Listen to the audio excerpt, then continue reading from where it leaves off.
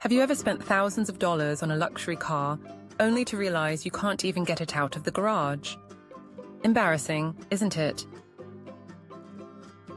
That's pretty much how many of my male clients feel when they step into my room for the first time. I'm Lily, and yes, I'm exactly what you're thinking. A fully legal, professional companion. Now, before you raise your eyebrows, let me promise you one thing. This story is way less scandalous than the average reality TV episode, but a lot more real. Here's the question everyone secretly asks, but rarely admits.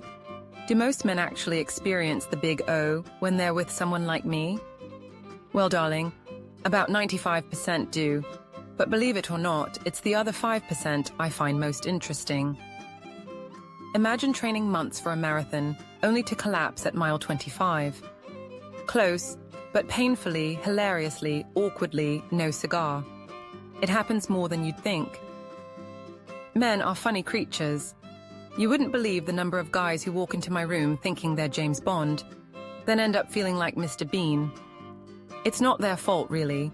Society's drilled into them this insane expectation that their masculinity is tied directly to their performance. One minor slip-up, and suddenly, they're questioning their entire existence. I always remind them gently, relax, buddy. You're here for a good time, not to qualify for the Olympics. You see, sex, real human-to-human contact, isn't a YouTube tutorial or a TikTok hack. It's not assembling IKEA furniture. No step-by-step diagrams here, folks. I've had guys who've gone decades without intimacy. It's like riding a bike, except you've forgotten what a bike even looks like. And suddenly, you're supposed to race in the Tour de France. Good luck. Take Barry, for instance. He was 68, and it had been 23 years since he'd been intimate with anyone due to his wife's long illness. Barry was so nervous his palms practically created a slip and slide on my sofa. We ended up spending the entire session sipping tea and chatting. He didn't achieve the goal, but that man left smiling wider than a kid on Christmas morning. Let's talk mechanics. Well, the lack thereof. Modern culture obsesses over the big O, like it's the only gauge of success. Trust me, guys, sex is not a microwave burrito, perfectly heated in 2 minutes or less. It's more like slow cooking a perfect brisket. Low, slow, and deliciously complex. I often joke with my clients, if the only goal of intimacy was the finish line, we might as well turn it into a sport with referees and instant replay.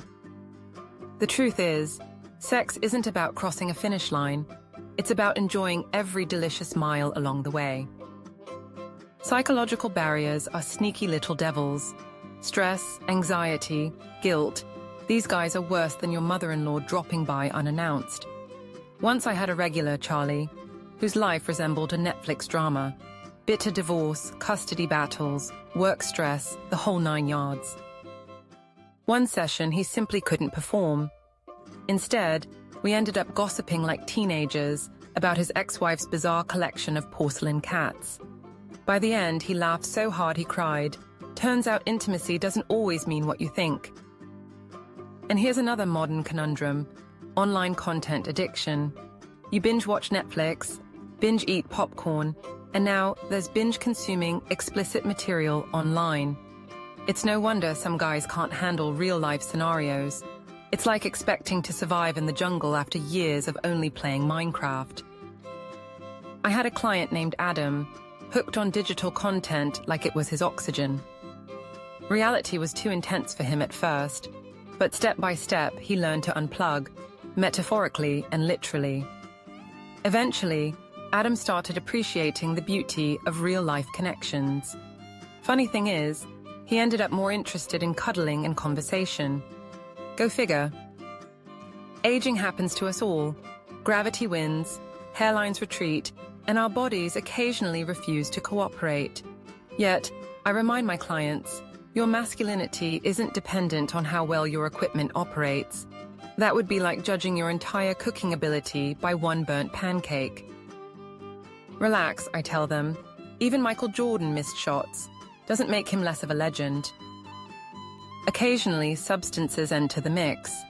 Alcohol, medication, recreational enhancements. I'm no fan of chemically induced marathons. It's like expecting your Toyota to perform like a Lamborghini simply because you poured in premium fuel. Reality check, it's still a Toyota. Here's the biggest secret. True intimacy is incredibly simple.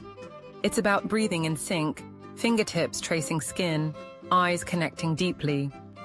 Human moments that don't require a scoreboard. One of my most memorable sessions involved no sex at all. Just two people holding hands, breathing quietly, exchanging silent secrets. If that's not intimacy, then I don't know what is. So guys, here's your takeaway. Stop treating your body like it's the enemy. Life isn't an endless performance review.